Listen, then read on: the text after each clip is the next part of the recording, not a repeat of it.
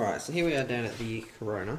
This is the old battery from the Jackaroo I managed to squeeze in here to start it up the other day. It's way too big to actually, drive around properly with, but I just put it in here. So I'm going to be putting a new battery in here, which is this video. So I'm going to have to weld up a frame, because there's no battery plate in this one, so there's nothing to hold it. So I'm going to weld up a battery frame plate to hold the thing, and weld that in. I'm also going to put new terminals on it, and I'm also going to do all new wire. And I also scored from work a circuit breaker.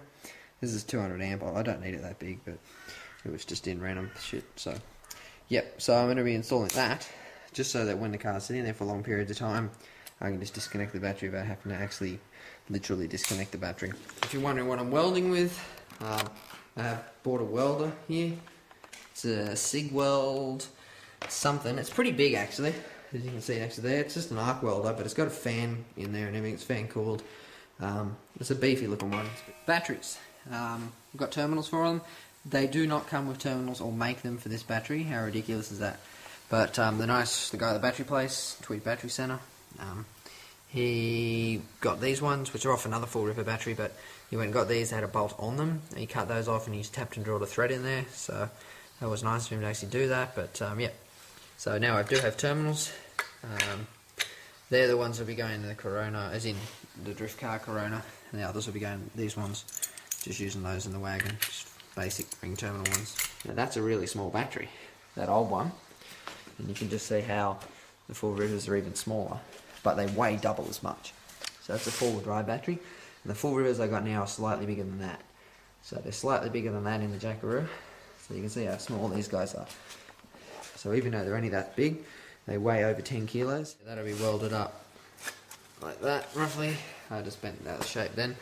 But you get the idea. Something like that. I had a problem. The welding rods that came with it, with my welder, was terrible. But I went and bought new ones now. They're a lot better. And that's how I went from welds like that there. Which, I mean, that's a good weld there. From just terrible shit. So, I'm actually grinding them down and redoing them at the moment. So I went and bought this guy. It's awesome. It doesn't show any signs of wear yet, and just been grinding steel with it. First started, and now I've done ones like that one. There, that one. And I just welded this together then, just for a bit of practice. And again, and that's how she looks. And that's not too bad. I mean, I'm not saying it's perfect, but it's not bad. This is the second one, but we'll flip it over. Anyway, I haven't chipped off any of the outside of it yet, so it's all black still. Whatever, but yeah, it's a little messy, but some of it's pretty clean looking. Once I chip it off, it will be.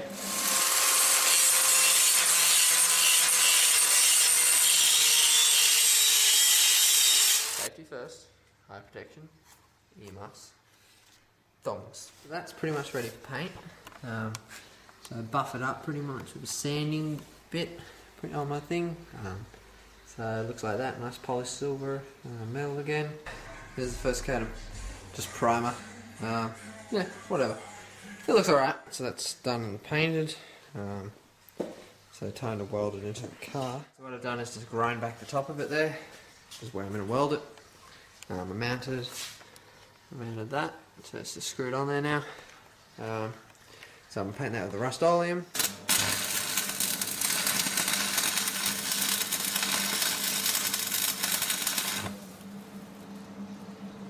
Alright, the tack on that side, and we'll tack this side down.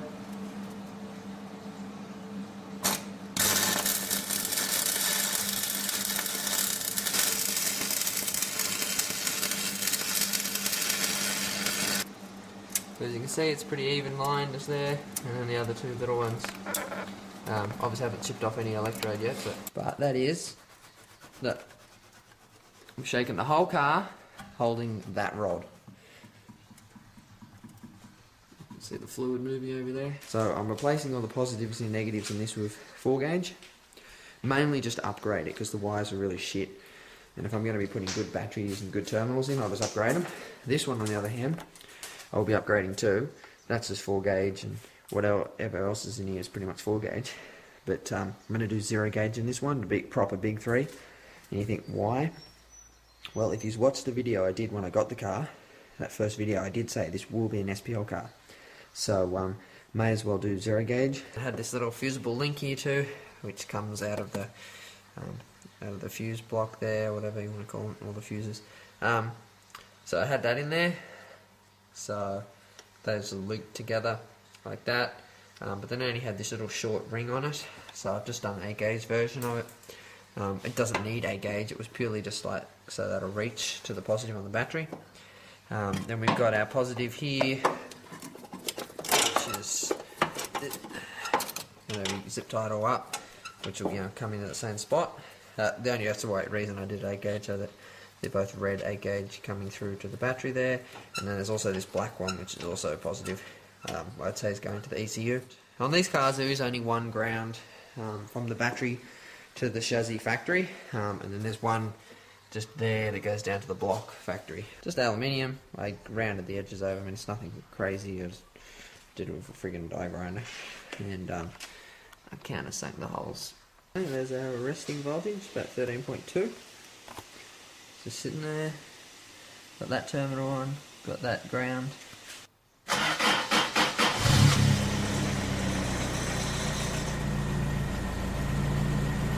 Now, to be honest, that was actually really good, like, for this battery. Sometimes it takes 3 or 4 goes, so considering that was first go, that was pretty good. But, hey, it can always be better with the new battery.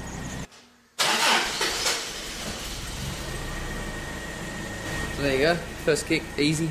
Just, remember that's a cold start, but it just starts straight up. Even with the high beams on, I was just doing that to draw extra power, because I'm confident in the battery.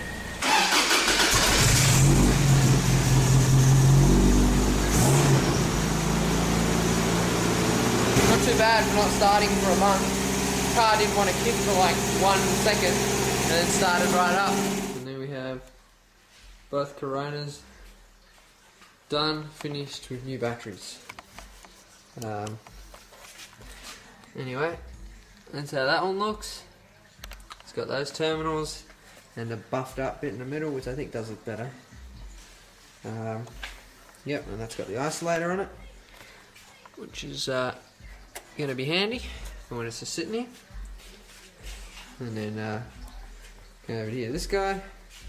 This one's got the ring terminals, because this one's going to have 0 gauge ran through it at some point. It's got the 0 gauge ground there, and I will be adding another 0 gauge ground and 0 gauge from the alternator. Maybe not for a little while, but that's so I can also replace this crappy wiring on this one, terminal and everything. Probably in the next few weeks or something, at some point I'll get this one out, and this one I'll have them both out. I'll take some photos next to each other, and I'll have them both idling and shit so you can hear the difference. But right now I'm a little busy with the next video.